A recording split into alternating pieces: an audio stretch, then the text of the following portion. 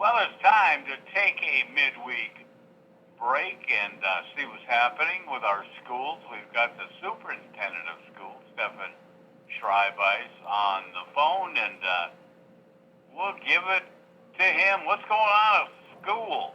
Good morning, everyone.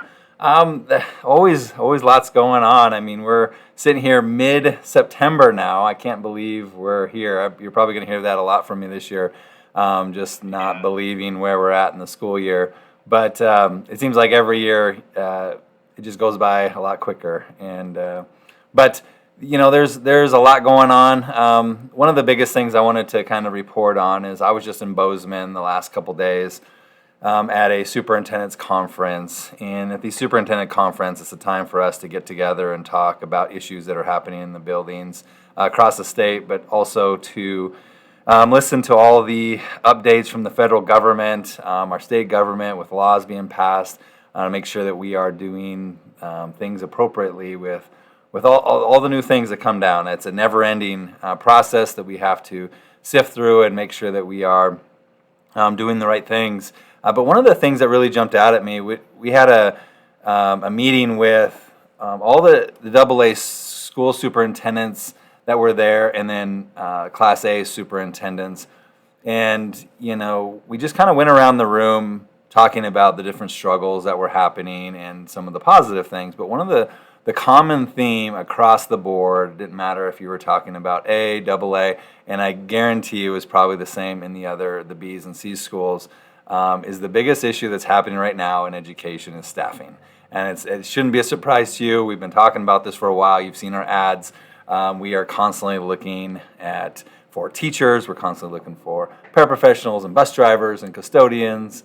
And just a lot of positions that, are being tough to fill. And, the surprising thing was to me is every single person said that as their biggest struggle, including the AA schools, which really kind of surprised me, I think. And I think the reason why it surprised me is because they have such a big pool to choose from. But, education is going through a really rough time right now in terms of staffing. And it's only, unfortunately, in my view, going to get worse.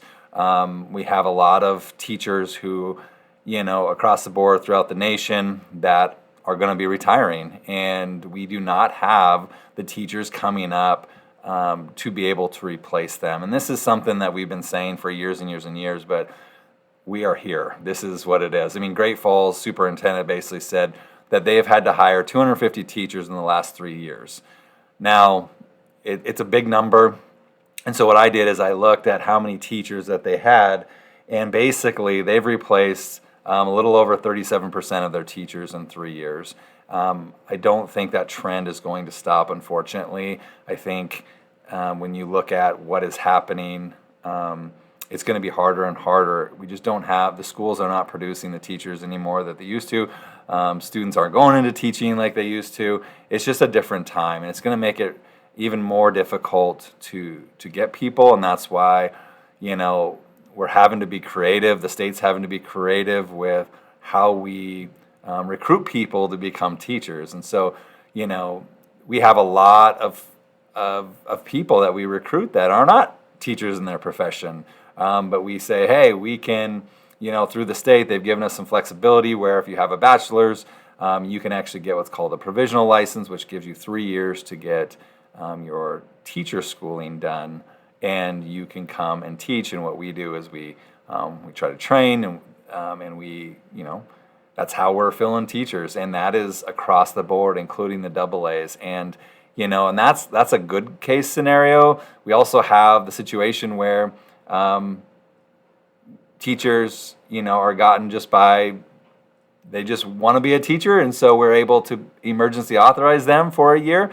And there's flexibilities that way, and that's what schools are having to do more so. One of the things I requested of our state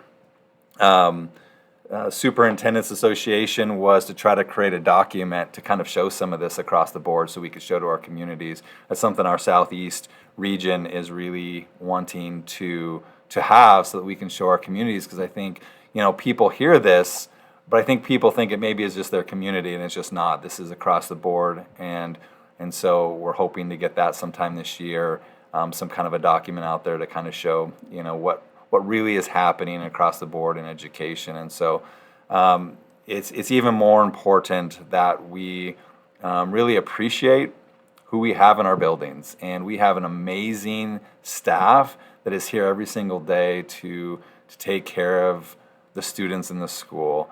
And they are doing their absolute best, and they're going to continue to do that. And we're going to continue to try to do the best for our students and our staff. And it is rough, but it is something that we'll get through. But it will be something that we are going to need to address as a community as well, with how we educate our kids, because times are changing. And not only the problem with the teachers, but how about things like bus drivers? That's right. Those that you need every day. You're sending students all across the state this weekend, all the way to East Helena. Yeah. in terms of football. So, I know, crazy schedule that they put on us. yeah, and I know that finding people to drive the bus on an everyday basis getting harder and harder, right? That's right. So we had a person there to talk about, transportation from DEQ actually, and she just asked, she had everyone raise their hands if they were lacking bus drivers, and every single person in that room raised their hand. Everyone is lacking bus drivers right now, and so they're trying to even make it easier, for that, and try to get some of the things that really, there's this thing called under the hood where, they have to be able to name parts on the hood. It's a test, and they're, looking at that, and it's like, is that something that really bus drivers really need to do, or is it more important that they know how to keep our kids safe while on the road? And so they're looking at those things. They're having to, because we just aren't be able to fill it. But it's not just even bus drivers; it's also our custodians and paras. I mean, it was across the board, including the double A's, and that just really surprised me. And I guess on one hand, it makes me feel a little bit better that it's that way across the board. It's not just us, but on the other hand, it's kind of a scary thing when we're talking about, when you don't have the appropriate staffing, that puts more pressure on the thing just exacerbates things, because if you can't find enough paras, that puts more pressure on the teachers because they don't have the support that they need for the students that they have. And then that makes it even harder, and this cycle just keeps going, where all of a sudden our teachers are getting burnt out and wanting to leave the profession, and it's just a cycle. You've got an open door policy with questions for anybody out there on any of these openings? Absolutely. They can call 377-2555 and just, pick the superintendent's office. Someone will answer the phone and we'll get you the information. There's also gps@glendifeschools.org that you can email. We will get back to you. There's lots. If you have questions on this, we would love to be able to help you, not just on this, but any issue. We absolutely love being able to help in any way we can. Well, we are sliding by that state news, so people are going to get on me. Thanks for the update, sir. Absolutely. Keep that attitude positive, all right? Absolutely. Thanks, everyone.